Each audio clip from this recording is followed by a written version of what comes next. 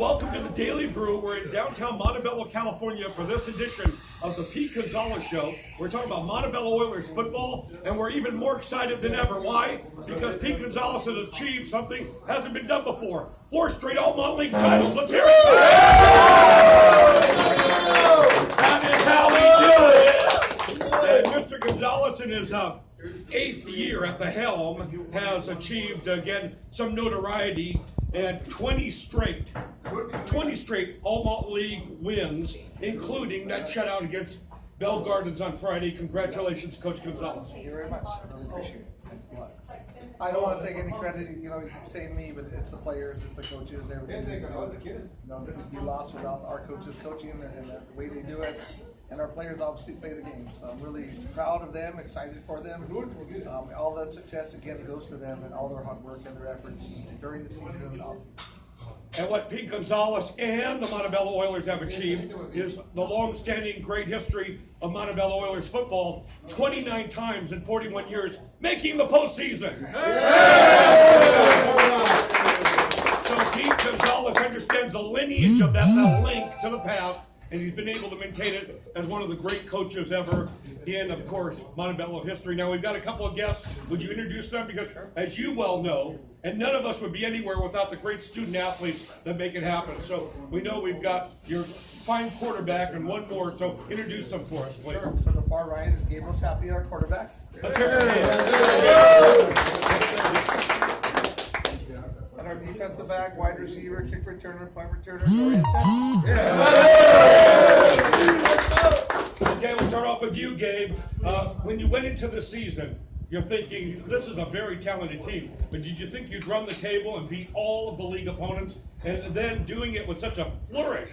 I mean, come on, Bell Gardens, not as good as they've been in the past, but still, you took them apart Friday night. Well, we work hard in the off-season for any opponent. We don't take nobody lightly. We just go out. In the summer, we just work hard, knew what we had to do, and coming into the season, All right, and Dorian, you'll be the one I ask about the playoff game because I've got into the show now a couple minutes. This is the Montebello Oilers football, what? Playoff edition! Let Dorian answer the first question about a Coachella Valley team that's come all the way out from, again, the low desert area. What is that, Coach, about 80 miles away or something?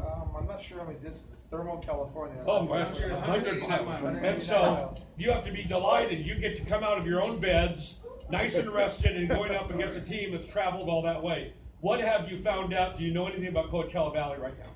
Just their past tendencies, their run tendencies. I mean, we wouldn't be able to do this without our defensive coaches. I mean, we prepare us every week. They tell us what their alignment is, what their assignment is. Like everything that we do is basically because of our defensive coaches. So I mean, we're very prepared for this. Okay, good. Gonzalez, you've been able to, see Huddle or some film on this Coachella Valley team. They're 7-3. By the way, you came out with your 9-1 record, but you still have great deal of respect for them. You know that it will be a challenging first-round game. Sure, they're a good football team. They have a really good quarterback. He's going for 3,300 yards, so he can throw the ball. The other 7-3, they've got some really good games. They do a lot of good things on defense. So we have a fight in front of us. We know that. We're taking it really with a strong effort. We got to make sure we're prepared all the way across the board. Our coaches did a great job yesterday putting our game plans together. Brian for the defense, Peter with the offense, and hopefully we can execute and play well Friday. All right, and they put together these incredible stats for me, so I have to say it. All-Mont League final, Montebello 5-0 with the 9-1 mark. Let's hear it one more time.